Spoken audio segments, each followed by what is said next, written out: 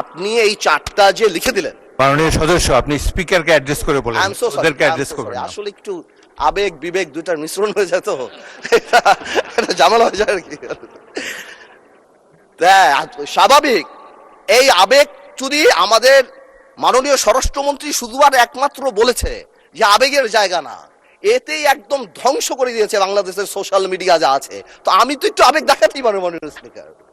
তো এনিওয়েজ, আমি coming back to the point, চারটা প্রভিশন যে দেয়া আছে গণভোটে মাননীয় speaker, if you carefully go through peruse it, এখানে আরেকটা দিয়ে দিলেই পারতো যে এই সকল পরিবর্তন, জুলাই সনদের সকল পরিবর্তন আনা হবে এই সংবিধান সংস্কার কি বলে পরিষদ গঠনের মাধ্যমে, তাহলেই তো পারপোস হতো।